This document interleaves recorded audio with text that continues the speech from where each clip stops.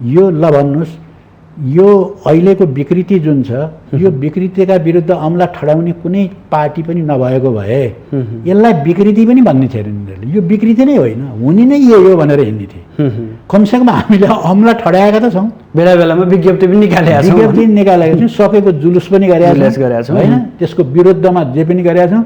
र तपाईँहरूले कहिलेका हामीलाई बोल्ने अवसर पनि दिनुहुन्छ, त्यसबाट पनि जनतामा गइरहेको छ। र पहिले नै परिचय गर्ने बित्तिकै जस्तो तपाईँले सुरु गर्नु हो, यो संसदीय धारभन्दा अलिक बेग्लै खालको, उहाँलाई नमान्ने भन्ने परिचय हामीले कसरी पायौँ त? केही न केही गरेर त पायौँ होला होइन। त्यसो हुनाले हामीले अहिले औँलो ठड्याएका छौँ, सत्य कुरा यो हो भनेर हामी भनि नै रहन्छौँ। र अब यो शक्तिको सञ्चय चाहिँ हामी गर्न सक्यौँ भने फेरि त्यो भनेर मात्रै चाहिँ हामी चित्त बुझाएर ल यति त गऱ्यौँ भन्ने कुरा होइन, त्यो गरेर देखाउनुपर्छ भन्ने हामीलाई राम्रो चेतना छ। आर्थिक अवस्था पनि अलि बलियो हुनु पर्दो रहेछ, त्यो तपाईँहरूको समूहगत रूपमा नेताहरूमा देखिँदैन।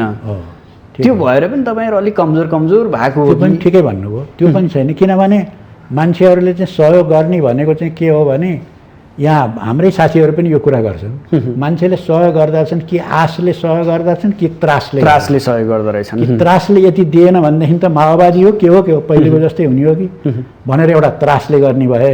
अर्को चाहिँ के भने सरकारमा गइसकेपछि यो पाइन्थ्यो कि भन्ने आशा, मलाई यो नियुक्ति मैले पाउँथेँ कि यहाँ मलाई चाहिँ यो सिफारिस पाउँथेँ कि फल्न ठाउँमा हो, अनि सबै कुराहरू चाहिँ त्यो कि आशाले गर्थे। अहिले हामी सरकारमा जाने स्थितिमा छैनौँ, हामी जाँदैनौँ नै भनिरहेका छौँ। अब अर्को चाहिँ त्रास अहिले दिएर चाहिँ त्यस्तो किसिमले गर्ने कुरो काम पनि हामीले जङ्गलै पस्ने भूमिगत हुने अवस्था पनि छैन। अनि त के हो भने न आश भयो न त्रास भयो, अनि मान्छेले सहयोग किन। तर सङ्गठन बनाउन त सकिन्थ्यो नि, तर तपाईँहरूको सङ्गठन पनि क्रमशः कमजोर हुँदै गयो क्या? होइन, सङ्गठन चाहिँ कमजोर हुनुको पनि त त्यही हो। अहिलेको वातावरण चाहिँ कस्तो छ भने युवाहरूलाई आकर्षित गर्नको निम्ति चाहिँ कसले चाहिँ उनको संरक्षण गरिदिन्छ। के भन्छन् भने त्यहाँ बुढाबुढाहरूको समूह छ, उनीहरू क्रियाशील भएर अगाडि बढ्न पनि सक्दैनन्, ठाउँ छोड्न पनि सक्दैनन्। त्यो भएर चाहिँ पार्टी त्यस्तै हिसाबले हिँडिरहेछ, न गतिविधि गर्न सकेका छ, न पार्टी नै खत्तम हुन सकेका छ भन्छन् कि यहाँहरूलाई। अब त्यो मान्छेले भन्छन् होला, हामीले पनि सुनेका छौँ त्यस्तो भन्छन्। तर कुरा के हो भने त्यो उमेरले हुने कुरा होइन। त्यो उमेर निर्णायक हुँदैन, विचार निर्णायक हुन्छ होइन। युवा भन्ने देखिनेहरूको पनि हामीले देखाएको छौँ नि तालहरू। तर अलिकति जोस त हुन्छ नि भने होइन, जोस त हुन्छ, तर त्यो जोसले के काम गर्ने भन्ने हुन्छ, कुन काम गर्ने हो होइन। त्यो त निर्दिष्ट काम गर्नु पर्यो त्यसले त होइन। त्यो चाहिँ राष्ट्र र जनताको पक्षमा हुने काम गर्छ, अरू नै काम गर्छ होइन। अब युवाहरू त धेरै छन्, शक्ति नभए पनि जनता चाहिँ अब उत्रिनु पर्ने उत्रिने अवस्था थियो। तर यो कोभिडले गर्दाखेरि चाहिँ अप्ठ्यारै भयो, हामीलाई पनि आह्वान गर्न पनि गाह्रो भयो, किनभने जनताको स्वास्थ्यलाई एक नम्बरमा राख्नु पर्यो। त्यसले त ठुलो घाटा पुर्यायो नेपाललाई होइन। तैपनि अब चाहिँ बिस्तारै यो कम हुँदै जाला र अलिकति परिस्थिति अनुकूल हुने बित्तिकै जनता सडकमा उत्रिने सम्भावना बढी देख्छु हामी चाहिँ। अब जनताले सडकबाटै छिनोफानो गर्ने अवस्था आउनुपर्छ। अब संसदले चाहिँ त्यो दिन सकेन भन्ने कुरा पुष्टि भयो, अब सडकबाटै त्यसको समाधान खोज्नुपर्ने समय आयो। अबको निकास भनेको सडक निकास हो। सडकले दिन्छ अब निकास। अलिकति उनले पनि अब हामी चाँडै क्रान्ति गर्छौँ, हामीलाई गर्न छोडिदिनुहोस् भनेर उनीहरू गएका थिए। गरे भने राम्रै कुरा हो, क्रान्ति नै गर्नु त हो, तपाईँहरूले गरिदिए पनि राम्रै भयो ठान्यौँ हामीले। तर क्रान्ति गर्नु त कता अब उहाँहरू त फेरि अर्को अब जन्म सङ्ग्रह गरेर नयाँ एजेन्डा बोकेर अहिले आउनु भएको छ, छलफलमा व्यस्त हुनुहुन्छ। तीन बुँदे सहमति गरेपछि त उहाँ पुरै अब चाहिँ त्यसमा लाग्नु भएको छ। कहिले बालकोटमा भेटिनुहुन्छ, कहिले कोटेश्वरमा भेटिनुहुन्छ, कहिले बुढा नीलकण्ठमा भेटिनुहुन्छ। यस्तो स्थिति भयो। हामीले कुरा गरेकै हो, ल अब गरौँ, मिलेर जाउँ भन्ने कुराहरू पनि गरेकै हो। अहिले पनि साना समूहहरूसँग हाम्रो यो वार्ता चलिरहेकै छ। तर जहाँसम्म अब अहिले पूर्व माओवादी एक हुनुपर्छ भन्ने पनि सुनिन्छ, त्यो हुँदैन। पूर्व माओवादी कहाँ पुगिसके, प्रचण्ड चाहिँ काङ्ग्रेस सरैमा पुगिसके। अब मान्छेहरू भन्न थाले यी उनीहरूकै पार्टीको बैठकमै त्यो भन्ने कुरा पनि मैले पढेँ। हाम्रो पार्टी र काङ्ग्रेसमा के फरक पर्यो र? तपाईँले त पार्टीलाई काङ्ग्रेसको पुच्छर बनाइदिनु हो, काङ्ग्रेसको काखमा लगाएर राखिदिनु हो पार्टी भनेर उनीहरूकै पार्टीमा भन्न थालिसके। अब बाबुरामजी अझ त्योभन्दा पनि परतिर गएर मार्क्सवादै ठिक छैन, भनेर उतातिर मधेसी ऊहरूसँग मिलेर चाहिँ के समाजवादी के भनेर बनाउन थाल्नुभयो। अब बाबुरामजी, प्रचण्डजी अनि हामी यस विप्लव कति धेरै दूरी छ हेर्नुहोस् त। विप्लव अब भइसकेपछि त अब पूर्व माओवादी एकै ठाउँ थियौँ हामी भनेको भरमा यो हुन्छ त? हुनेवाला छैन। कुनै पनि पार्टीले आफ्नो चाहिँ प्रतिनिधित्व राम्रोसँग त्यहाँ दिन सक्दैन, किनभने सबैलाई मन्त्री चाहिएको छ। प्रचण्डजीले त एकचोटि मुखै फोरेर भन्नुभएकै हो। अब 49जना मेरा चाहिँ सांसद छन्, 49जनालाई मन्त्री चाहिएको छ, अब मैले कहाँबाट दिउँ भन्थे उनले। त्यो कुरो त नेपाली कङ्ग्रेसमा पनि लागु हुन्छ, अरू पार्टीमा नि लागु हुन्छ। जस्तो उपेन्द्रजीको पार्टीमा उपेन्द्रजीलाई अरूले तपाईँ नजानुस्, अरूलाई कसैको चाहिँ नेतृत्वमा पठाउनु भनेको होइन, म उप प्रधानमन्त्री पनि बन्छु, मेरो नेतृत्वमा जानुपर्छ भनेर उहाँ भनिरहनु भएको छ। नेपाली कङ्ग्रेसमा त्यही कुरा छ। त्यसकारण चाहिँ यो सबैको स्वार्थमा आधारित भयो यो व्यवस्था, अत्यन्त स्वार्थ। किनभने यो सांसद जित्नको निम्ति अब करोडौँ रुपियाँ खर्च गर्नुपर्ने भयो, त्यो पैसा कहाँबाट आउँछ भनेर खोजेर हिँड्ने भयो अब। अनि कमिसन पनि त्यही भयो, भ्रष्टाचार पनि त्यही भयो, सबै कुरा भयो। विदेशीको दलाली पनि त्यहीँ भयो। विदेशीहरू हेरिरहेका छन् कुन चाहिँलाई खरिद गर्न सकिन्छ भनेर। पुरा सबै चाहिँ सांसदमा जाने मान्छेहरू धेरैजसो खरिद बिक्रीमा लाम लागेर बसिया जस्ता भएका छन्। गणतन्त्र होइन जनगणतन्त्र भनेर भन्नुभएको छ नि। हो, सम्भावना अब त्यतै लाग्ने हो। अब हाम्रो विचारमा चाहिँ त्यो जनगणतन्त्रले चाहिँ यो समस्या हल गर्न सक्छ, किनभने त्यो संसदीय व्यवस्थाभन्दा अलिकति भिन्न खालको हुन्छ। त्यहाँ त्यसरी मान्छेलाई चाहिँ विदेशीको दलाली गर्ने छुट पनि त्यहाँ दिँदैन त्यो व्यवस्थाले, होइन। भ्रष्टाचार गर्न पाउँदैनन् मान्छेहरूले, होइन। त्यसमाथि नियन्त्रण कायम गर्छ र यो संसदमै जानको निम्ति ती सबै कुराहरू गरिरहनु पर्दैन र देशमा भएका सम्पूर्ण क्षमताहरू, आदर्शहरू सबैलाई केन्द्रित गर्न सकिन्छ र त्यस्तो व्यवस्थालाई चाहिँ हामीले चाहिँ नेपालमा ल्याउनुपर्छ भनेर हामीले भनेको हौँ। आवश्यकता छ र नेपालमा भनेर पनि प्रश्न उठाउँछन् कि यहाँहरूमाथि। यो जनगणतन्त्र नेपालमा लागू गर्नु आवश्यकता छ र भनेर प्रश्न पनि उठाइरहेको हुन्छ नि बेला बेला। होइन, त्यो आवश्यक। अब धेरैले के भन्छन् भने तपाईँले भनेको जनगणतन्त्र नेपालमा आउँदैन भन्छन्। तपाईँहरूले जुन गर्नुभयो भन्नुभयो त्यो आउँदैन भन्छन् र तपाईँहरूको पार्टी सानो छ, फेरि त्यो सानो पार्टीले ल्याउनै सक्दैन भन्छ। ठुलो पार्टीले ल्याउने हो, त्यो ठुलो पार्टी त्यहाँतिर लागेकै छैनन् भन्छन्। तर सकारात्मक नकारात्मक जे भए पनि हामीलाई अहिले जो अफगानिस्तानमा जे भएको छ, तालिबानको जुन चाहिँ पुनर्बहाली भएपछि तालिबानले जसरी चाहिँ सत्ता कब्जा गरेको छ, त्यसले यो जवाफ चाहिँ त्यो त्यतिर हुन्छ कि।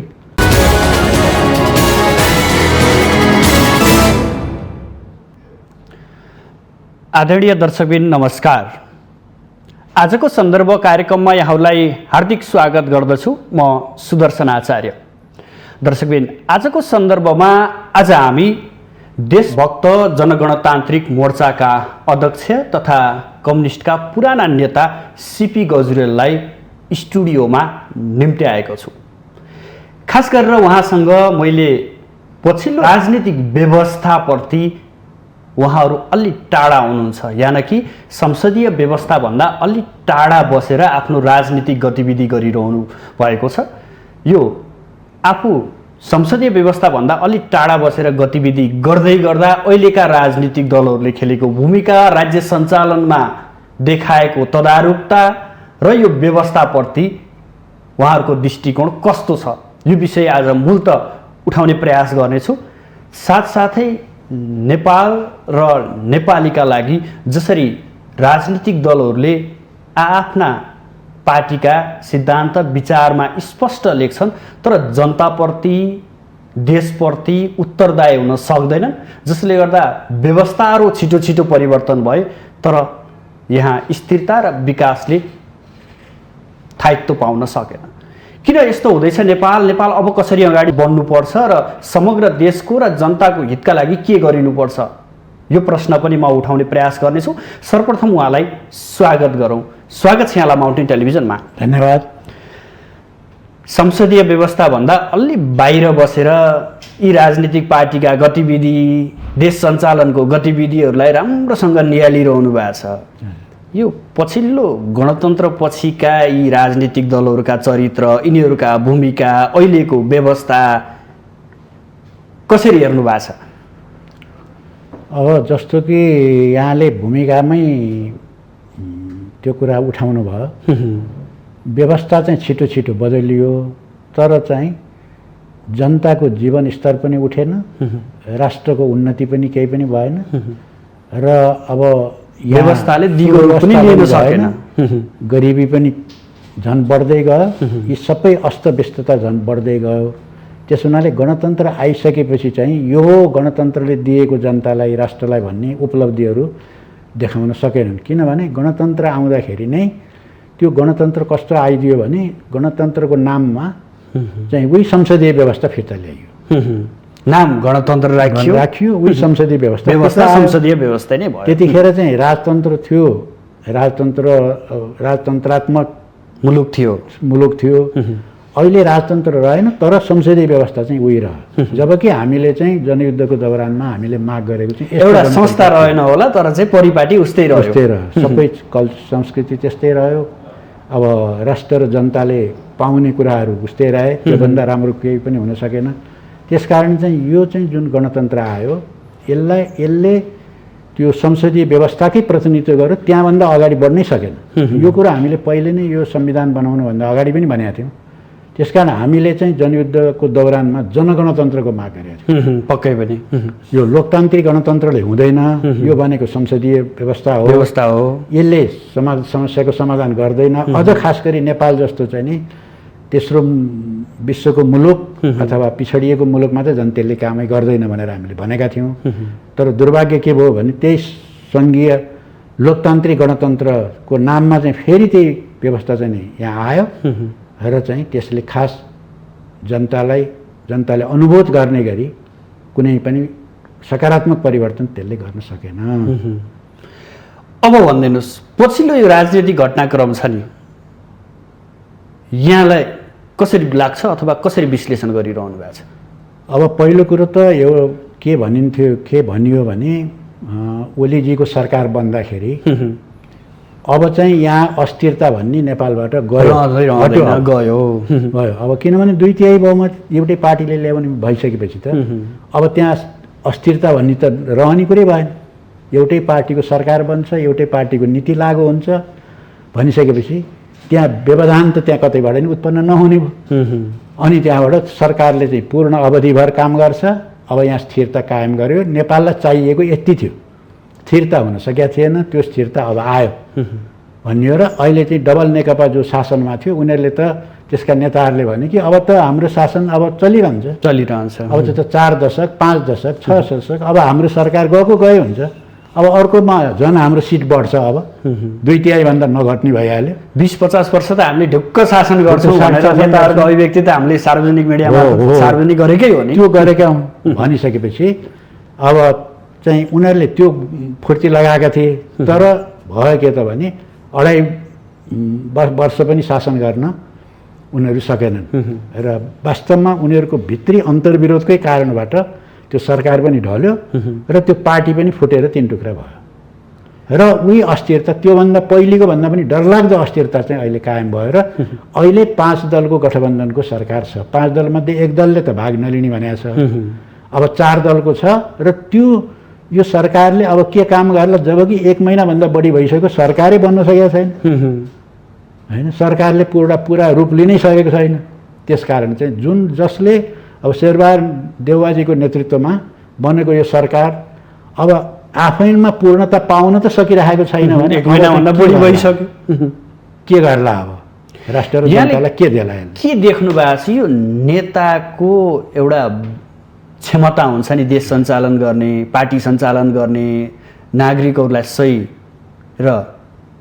सही दिशामा र देशलाई सही ठाउँमा विकास गर्ने, यो चेतनाको कमी हो अथवा कता हामी भन्छौँ नि कतैबाट परिचालित हो?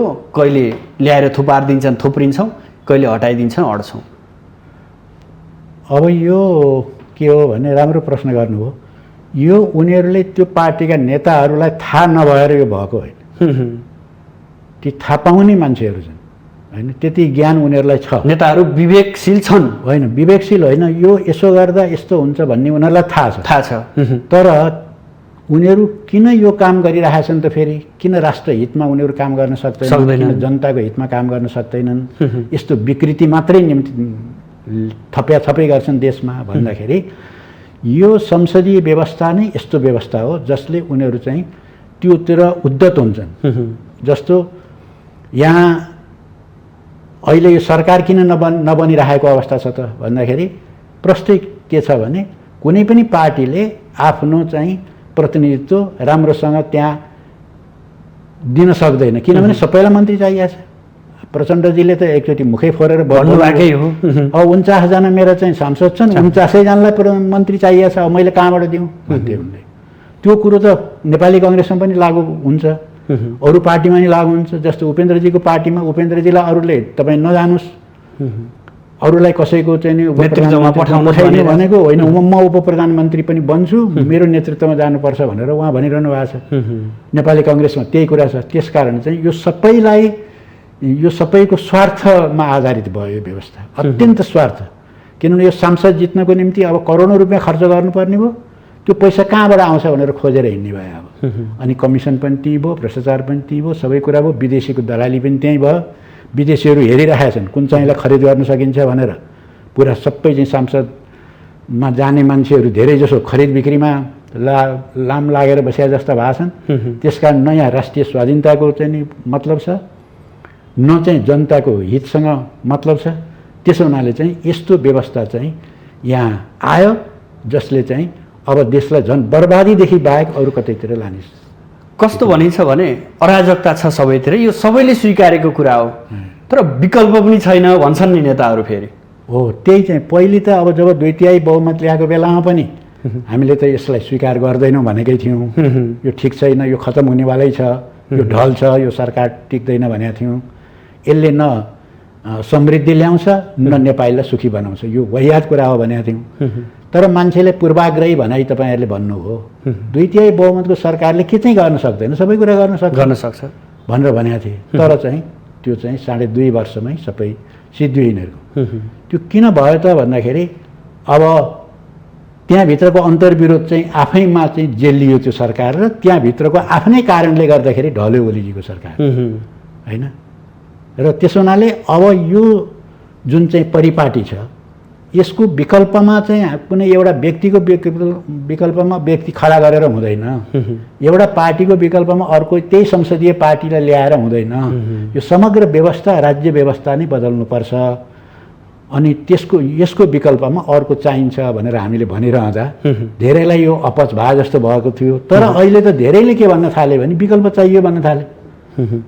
चाहिने भयो विकल्प त अब भएन, किन त्यो हामीले भनेको कुरा त पुष्टि भयो नि त। यहाँहरूले उठाउनु भएको छ नि गणतन्त्र होइन जनगणतन्त्र भनेर भन्नुभएको छ नि। सम्भावना अब त्यतै लाग्ने हो। अब हाम्रो विचारमा चाहिँ त्यो जनगणतन्त्रले चाहिँ यो समस्या हल गर्न सक्छ, किनभने त्यो संसदीय व्यवस्थाभन्दा अलिकति भिन्न खालको हुन्छ। त्यहाँ त्यसरी मान्छेलाई चाहिँ विदेशीको दलाली गर्ने छुट पनि त्यहाँ दिँदैन त्यो व्यवस्थाले होइन। भ्रष्टाचार गर्न पाउँदैनन् मान्छेहरूले होइन, त्यसमाथि नियन्त्रण कायम गर्छ। र यो संसदमै जानको निम्ति ती सबै कुराहरू गरिरहनु पर्दैन। र देशमा भएका सम्पूर्ण क्षमताहरू आदर्शहरू सबैलाई केन्द्रित गर्न सकिन्छ। र त्यस्तो व्यवस्थालाई चाहिँ हामीले चाहिँ नेपालमा ल्याउनुपर्छ भनेर हामीले भनेको आवश्यकता छ र नेपालमा भनेर पनि प्रश्न उठाउँछन् कि यहाँहरूमाथि। यो जनगणतन्त्र नेपालमा लागू गर्नु आवश्यकता छ र भनेर प्रश्न पनि उठाइरहेको हुन्छ नि बेला बेला। होइन त्यो आवश्यक, अब धेरैले के भन्छन् भने तपाईँले भनेको जनगणतन्त्र नेपालमा आउँदैन भन्छन्। तपाईँहरूले जुन भन्नुभयो त्यो आउँदैन भन्छन्। र तपाईँहरूको पार्टी सानो छ, फेरि त्यो सानो पार्टीले ल्याउनै सक्दैन भन्छ, ठुलो पार्टीले ल्याउने हो त्यो, ठुलो पार्टी त्यहाँतिर लागेकै छैनन् भन्छन्। तर सकारात्मक नकारात्मक जे भए पनि हामीलाई अहिले जो अफगानिस्तानमा जे भएको छ, तालिबानको जुन चाहिँ पुनर्बहाली भएपछि तालिबानले जसरी चाहिँ सत्ता कब्जा गरेको छ त्यसले यो जवाफ चाहिँ त्यो त्यतिर हुन्छ कि, किनभने त्यो चाहिँ तालिबान पनि धेरै ठुलो शक्ति थिएन, सानै शक्ति थियो होइन। त्यसलाई सत्ताबाट च्युत पनि गरेको थियो अमेरिकाले। अब अहिले भन्नुहोस् न 75,000 चाहिँ तालिबानका लडाकु रहेछन् जम्मा। तर अमेरिकन सेना र त्यहाँ भएको चाहिँ अफगानिस्तानको सरकारको गरेर 3.5 लाख सेना थिए, अत्याधुनिक हतियार, अमेरिकन हतियार, 20 वर्षको तालिम, सबै दिएका चाहिँ नि सेना र कसरी 75,000ले कसरी उल्टाइदिए।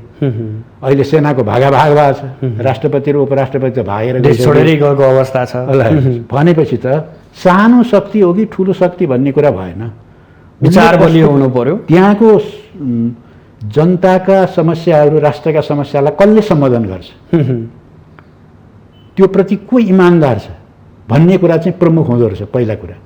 यसो भन्दै गर्दा अलिअलि गतिविधि पनि त चलाउनु पर्छ नि, तर यहाँहरूको गतिविधि त पटक्कै छैन भने यो त स्वीकार्नुहुन्छ नि यहाँले? होइन, पटक्कै त नभएको होइन, तर जति हुनुपर्ने हो त्यति छैन, त्यो चाहिँ हामीले मानेको छौँ। किनभने हाम्रो पार्टी जुन बेला पुनर्गठन भयो होइन, प्रचण्ड र हामी अलग भइसकेपछि, त्यो बेला त हाम्रो पार्टी र प्रचण्डको करिब करिब उस्तै कुन चाहिँ ठुलो हो भन्ने चर्चा चलिरहेको थियो। तर पछि गएर के भयो त भने हाम्रो पार्टीलाई फुटाइदिए, किनभने यो यसको विकल्प व्यवस्थामा खोज्ने शक्ति चाहिँ लाई उनीहरूले अगाडि बढ्न दिने कुरा भएन, त्यो दिँदैनन् कसैले पनि। अर्को कुरा तपाईँहरूलाई के भन्छन् भने त्यहाँ बुढाबुढाहरूको समूह छ, उनीहरू क्रियाशील भएर अगाडि बढ्न पनि सक्दैनन्, ठाउँ छोड्न पनि सक्दैनन्, त्यो भएर चाहिँ पार्टी त्यस्तै हिसाबले हिँडिरहेछ, न गतिविधि गर्न सकेको छ न पार्टी नै खत्तम हुन सकेको छ भन्छन् कि यहाँहरूलाई।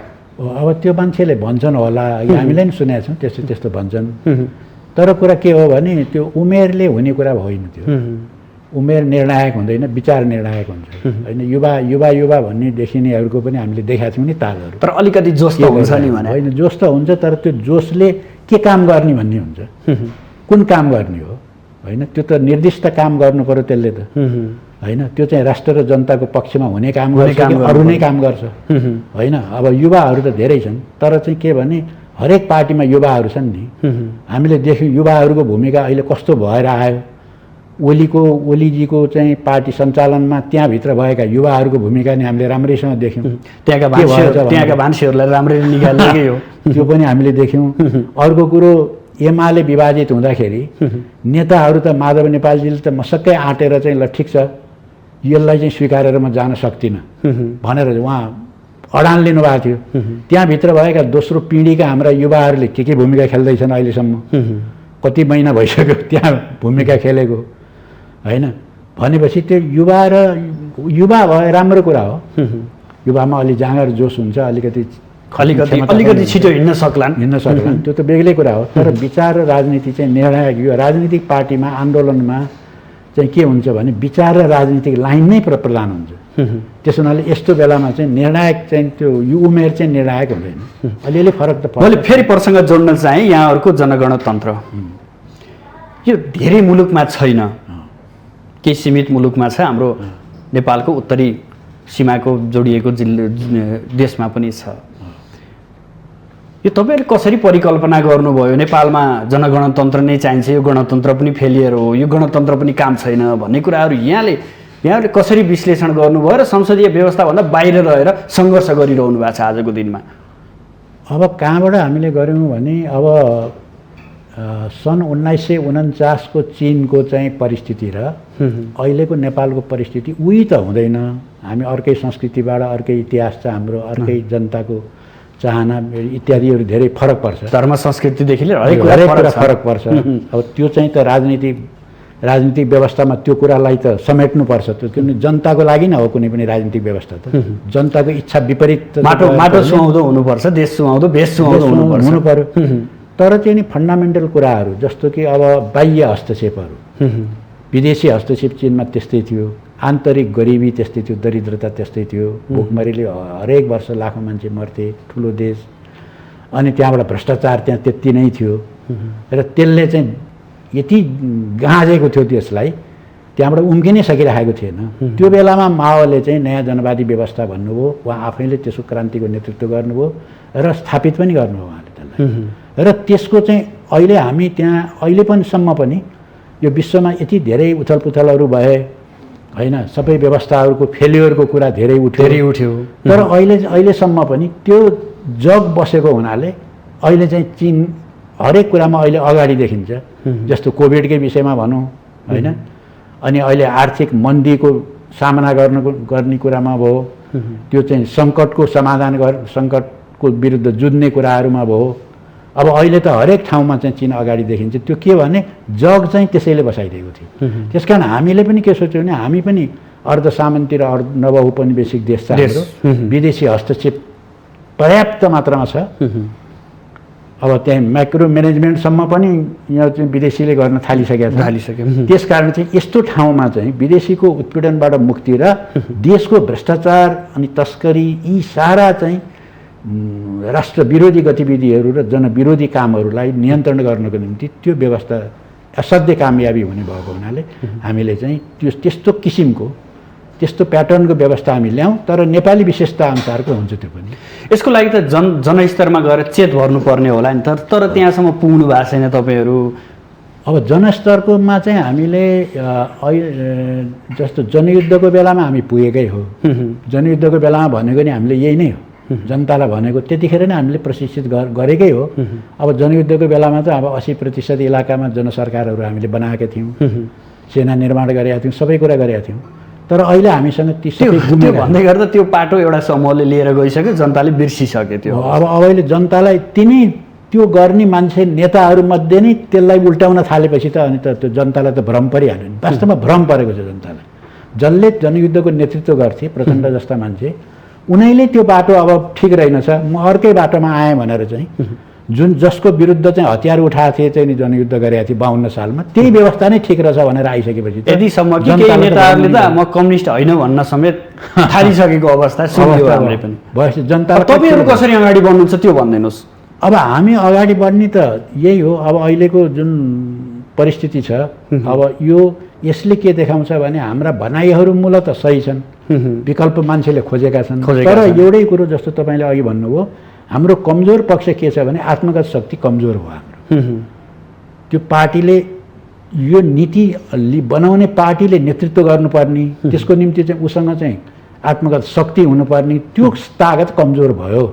त्यसै हुनाले हामी अहिले के गर्नु चाहिँ उपयुक्त ठान्छौँ भने बरु इमान्दारितापूर्वक हाम्रो शक्तिलाई पनि कति छ भन्ने कुरा स्वीकार गर्दै। तर त्यसले पुग्दो रहेनछ। आजभोलि पार्टी सञ्चालन गर्न आर्थिक अवस्था पनि अलियो बलियो हुनु पर्दो रहेछ।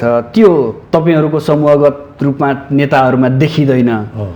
त्यो भएर पनि तपाईँहरू अलिक कमजोर भएको हो। त्यो पनि ठिकै भन्नुभयो, त्यो पनि छैन। किनभने मान्छेहरूले चाहिँ सहयोग गर्ने भनेको चाहिँ के हो भने यहाँ हाम्रै साथीहरू पनि यो कुरा गर्छन्, मान्छेले सहयोग गर्दछन् कि आशले सहयोग गर्दछन् कि त्रासले सहयोग गर्दो रहेछन्। त्रासले यति दिएन भनेदेखि त माओवादी हो के हो पहिलेको जस्तै हुने हो कि भनेर एउटा त्रासले गर्ने भए।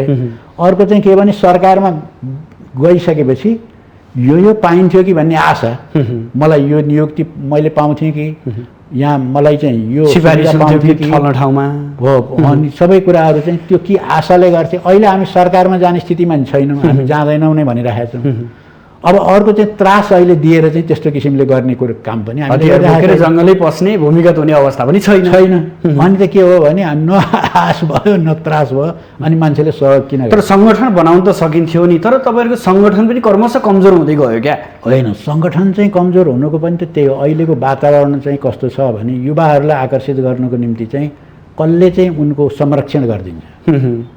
किनभने हाम्रो जीवन असाध्यै खर्चालु भएको छ होइन। एउटा युवाले ल भन्नुहोस् त अब एउटा स्मार्टफोन बोकेर दिनभरि चाहिँ डाटामा चाहिँ सबै मिनटमा हेरिरहेको हुन्छ होइन।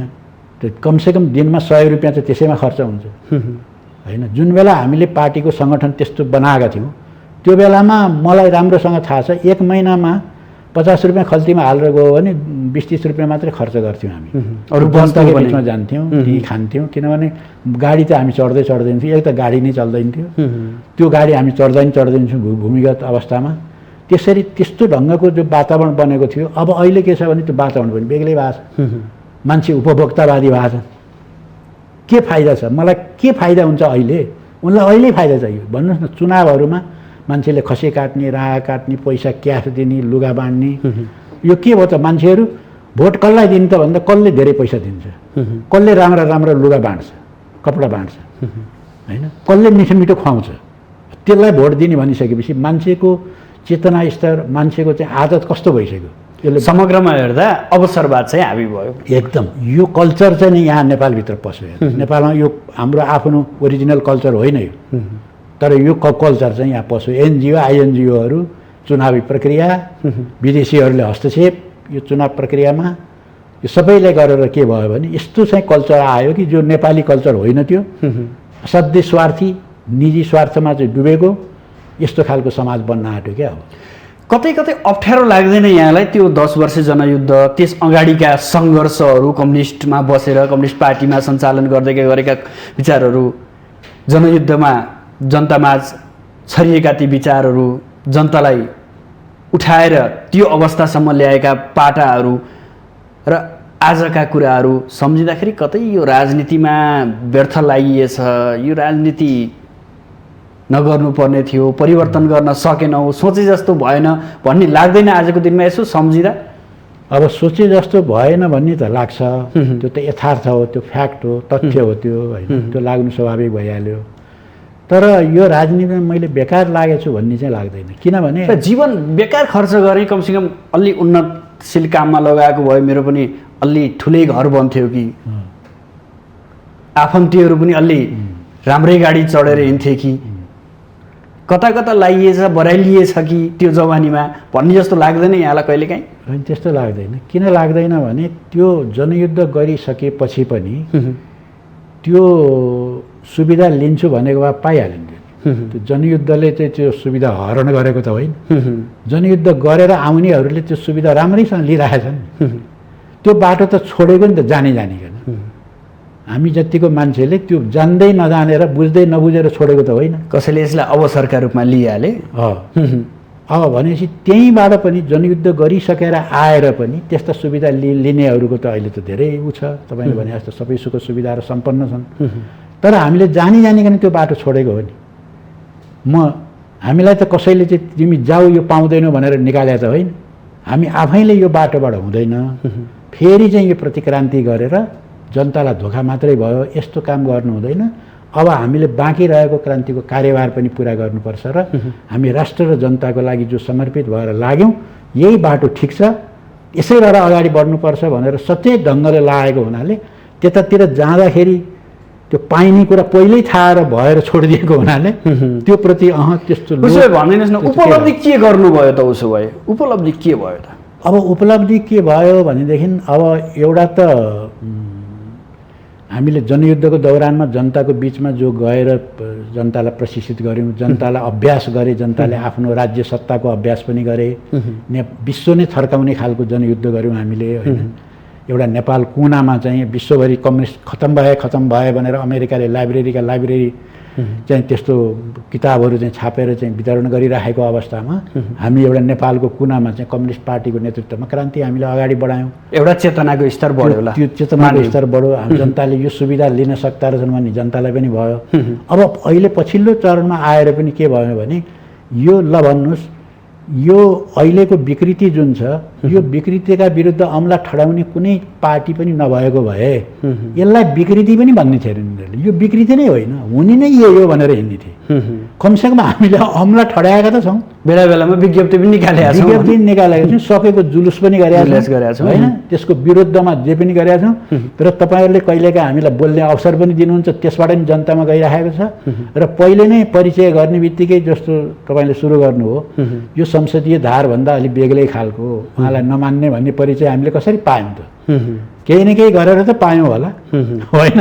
त्यसो हुनाले हामीले अहिले अम्लो ठड्याएका छौँ, सत्य कुरा यो हो भनेर हामी भनि नै रहन्छौँ।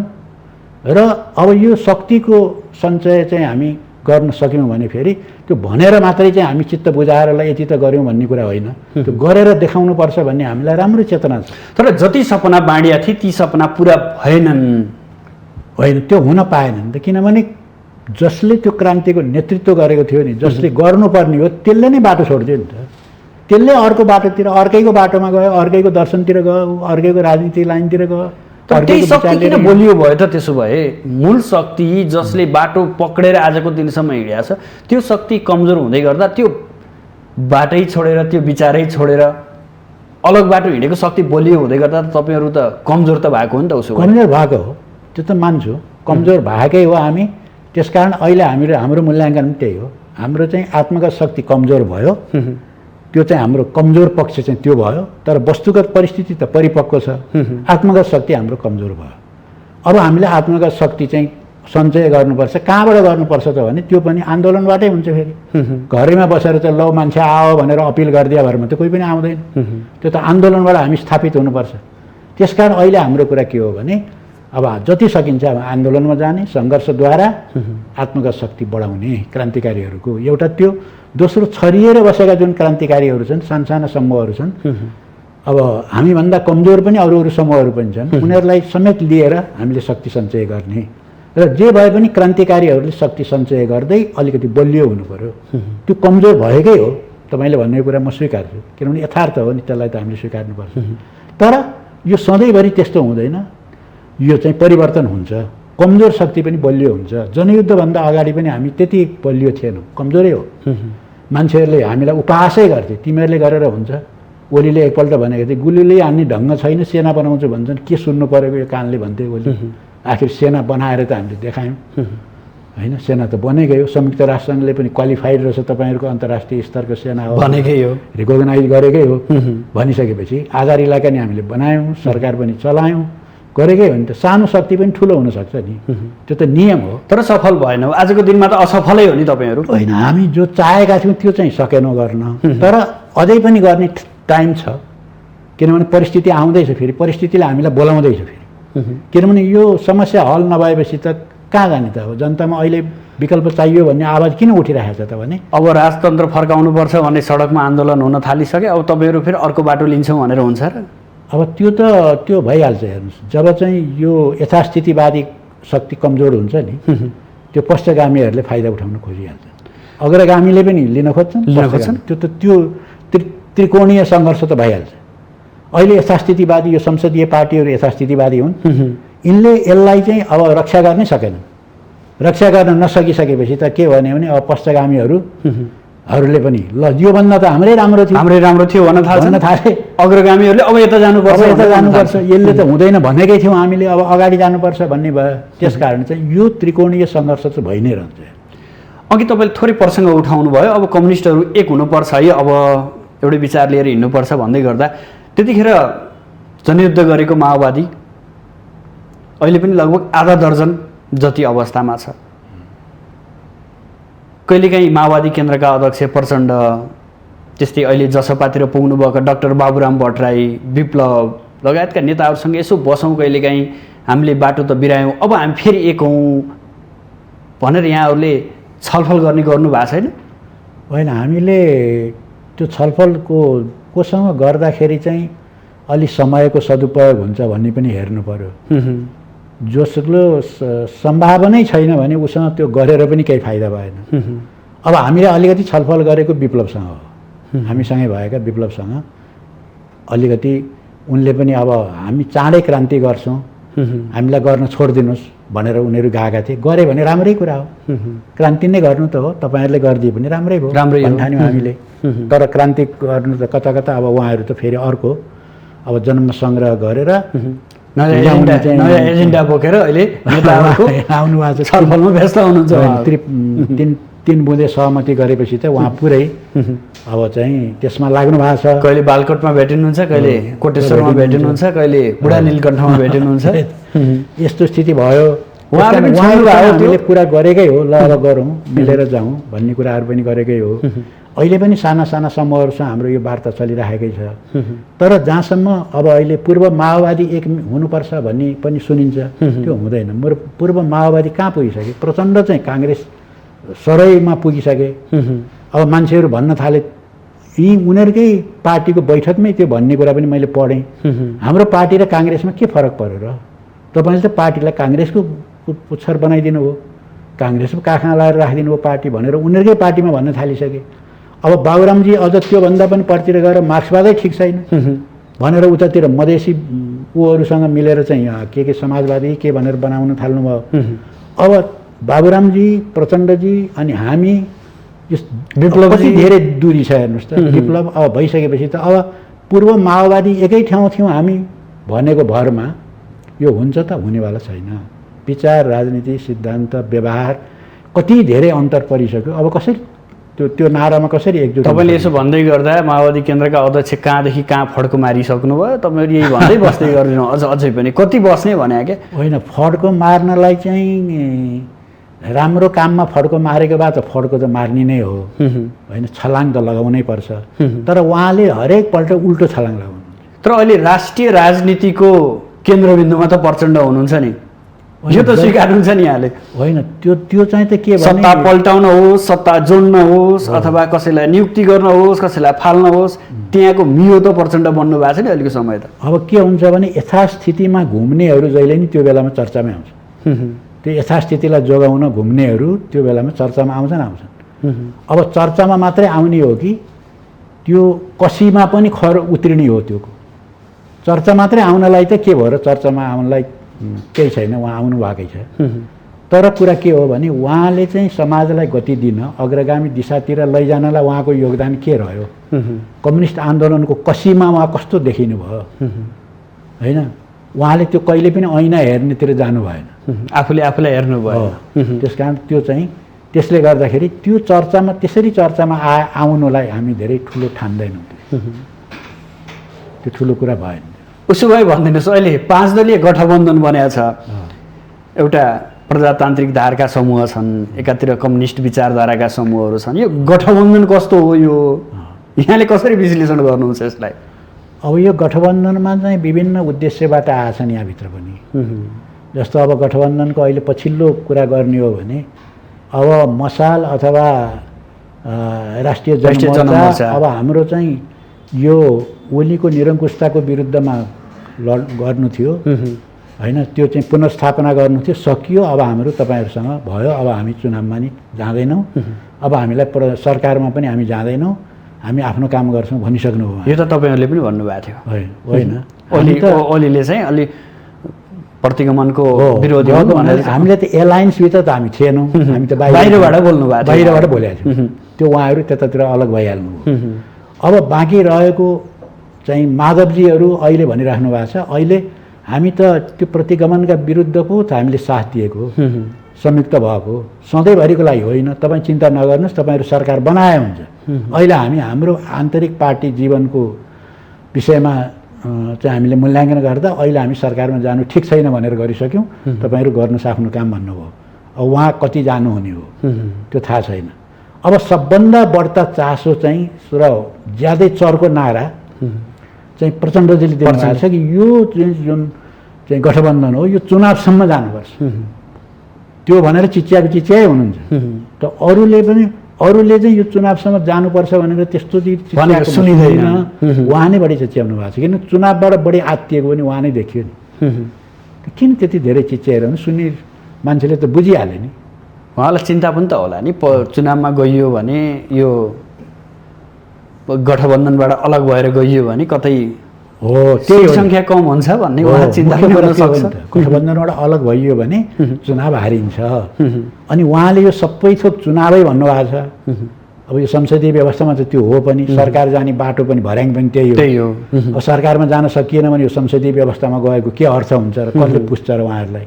त्यसकारण चाहिँ जसरी पनि चुनाव जित्नको निम्ति अब गठबन्धन बनाउनै पर्छ, त्यसलाई चुनावसम्म लैजानै पर्छ भन्ने चाहिँ उहाँको भनाइ छ। तर यो चुनावसम्म जाने सम्भावना बहुतै कम छ। कम देख्नु भएको छ? एकदम कम देख्नु। आधार के बताइदिनुहोस् न। आधार के हो भने पहिलो कुरो त एउटै पार्टीमा चाहिँ त्यहाँ बागी उम्मेदवार उठ्छन् है। नेपाली कङ्ग्रेसमा त भाकले उठ्ने गरेका छन्।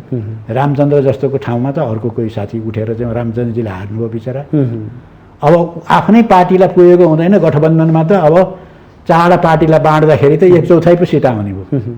त्यो कसले मान्ने? भागभण्डाको रस्साकसी एउटा देख्नुभयो हो, मुख्य त्यो हो, मुख्य चाहिँ त्यो हो। अनि त्यहाँबाट त्यो सिट विभाजनमा त त्यो मिल्दैन र त्यत्रो मान्छेहरूलाई चाहिँ त्यसरी विभाजन गरेर गर्ने भन्ने कुरो त्यो सम्भव हुँदैन। एउटा दोस्रो कुरो चाहिँ के हो भने उहाँले जो भनिराख्नु भएको छ गठबन्धनले पछिसम्म जानुपर्छ भने प्रतिपक्षलाई पनि नमाने, प्रतिपक्ष पनि आवश्यक नभए जस्तो क्या, प्रतिपक्षसँग गएर आत्मसमर्पण गरे जस्तो हो। कमसेकम संसदमा प्रतिपक्ष र सत्तापक्ष त दुईवटा त हुन्छ, त्यहाँ त केही न केही सङ्घर्ष त हुन्छ। त्यो पनि मिसाइदिने, त्यो भेद पनि मेटिदिने र अब चाहिँ प्रतिपक्ष नै नहुने गरी आफू त्यहाँ गएर लम्बसार पर्ने। अब त्यो सोचमा सबै आइहाल्लान् भन्ने चाहिँ लाग्दैन। प्रचण्डजी त अब त्यहाँ जाने जस्तो देखियो, अरू त्यसरी आउलान् जस्तो। माधव नेपाल पक्ष अलि गाह्रो मान्ला कि भन्ने गाह्रो मान्लान् जस्तो छ। त्यस कारण जस्तो माधवजीहरू अरूकै के छ भने बरु वामपन्थीहरू मिलेर एउटा एलायन्स बनाऊ काङ्ग्रेस एकातिर उठ्छ, त्यो चाहिँ ठिक हो। तर सबै चाहिँ गएर एउटै बन्छु भनेर संसदीय व्यवस्थामा त्यस्तो हुँदैन भन्ने पनि छन्। त्यसो हुनाले यो चाहिँ चल्ला जस्तो लाग्दैन। अब अर्को कुरा, 1 महिना नागिसक्यो, मन्त्री परिषद विस्तार हुन सकेका छैन। अघि सुरुमा यहाँले भन्नुभएको थियो आफैभित्र रस्सा कसी छ, त जाने कि म जाने भन्ने छ। कस्तो अचम्म हुँदो रहेछ, 1 महिना जति यो मन्त्रालयविहीन हुँदा, मन्त्रीविहीन हुँदा देश सञ्चालन गर्न अलिअलि अप्ठ्यारो लाग्नुपर्ने होइन र सरकारलाई? यहाँले कसरी हेरिरहनु भएको छ? होइन, लाग्नुपर्ने हो, किनभने फेरि यस्तो सङ्कटको बेलामा यो सरकार बनेको छ नि त। एकातिर कोभिड-19को चाहिँ अब महामारी तेस्रो लहर भनिरहेका छन् विज्ञहरूले, होइन? अहिले पनि चाहिँ त्यत्रो मान्छेहरूमा सङ्क्रमण भइरहेको छ, उपचारको व्यवस्था हो राम्रोसँग हुन सकिरहेको छैन।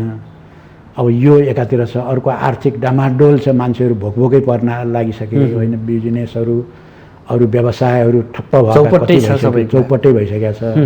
अब देश रसातलमा पुग्ने जस्तो भइसक्यो, होइन? मान्छेको दैनिक जीवन कति कष्टकर भएको छ, महँगी बढेर चरम अवस्थामा पुगेको छ। मान्छेहरू किनेर खान चाहिँ दाल भात तरकारी खान धेरै गाह्रो भइसक्यो मान्छेलाई।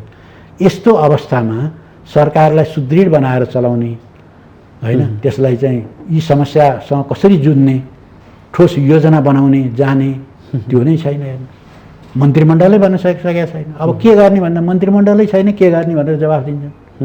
अब मन्त्रीमण्डल नबनेको चाहिँ सजाय चाहिँ जनताले पाउने, यही हो यो व्यवस्थाले गर्ने जनतालाई दिने काम।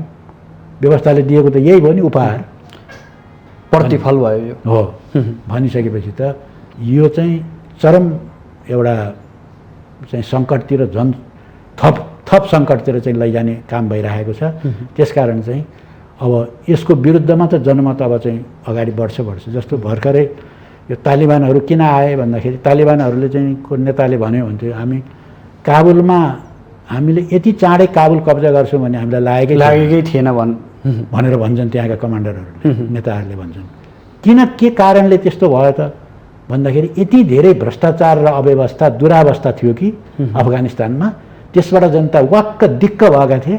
त्यसकारण चाहिँ यो हुनुभन्दा त बरु तालिबानै आयो ठिक थियो भनेर मान्छे भन्न थाले। र सेनाले कुनै सपोर्ट पाएन, सेना त धेरै थिए, जनताको सपोर्टै पाएन, कतैबाट पनि सपोर्ट छैन।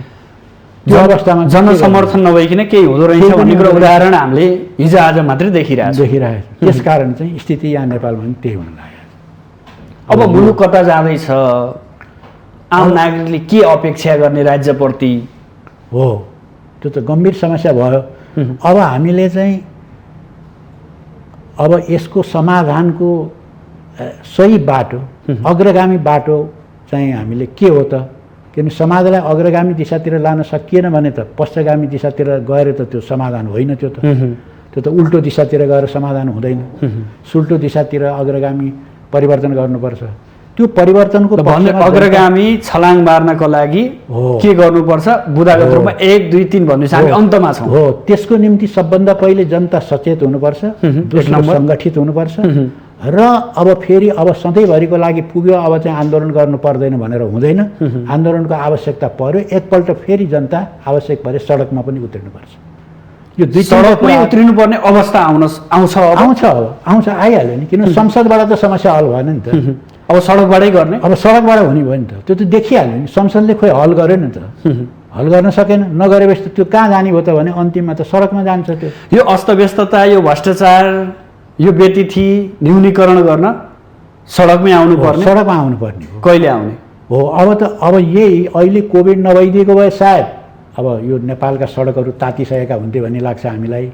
हाम्रो आफ्नै शक्ति नभए पनि जनता चाहिँ अब उत्रिनुपर्ने स्वतस्फूर्त उत्रिने अवस्था थियो। तर यो कोभिडले गर्दाखेरि चाहिँ अप्ठ्यारै भयो, हामीलाई पनि आह्वान गर्न पनि गाह्रो भयो, किनभने जनताको स्वास्थ्यलाई 1 नम्बरमा राख्नु पर्यो। त्यसले त ठुलो घाटा पुर्यायो नेपाललाई, होइन? तैपनि अब चाहिँ बिस्तारै यो कम हुँदै जाला र अलिकति परिस्थिति अनुकूल हुने बित्तिकै जनता सडकमा उत्रिने सम्भावना बढी देख्छु हामी चाहिँ। अब जनताले सडकबाटै छिनोफानो गर्ने अवस्था आउनुपर्छ।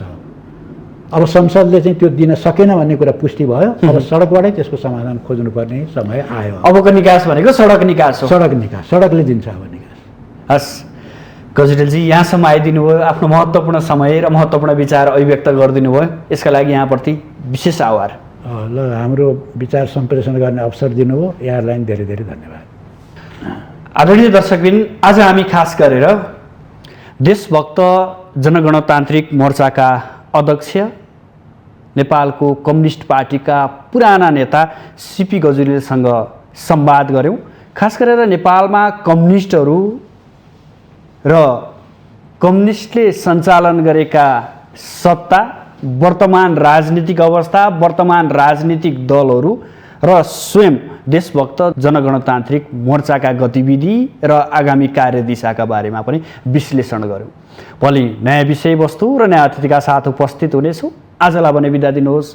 नमस्कार।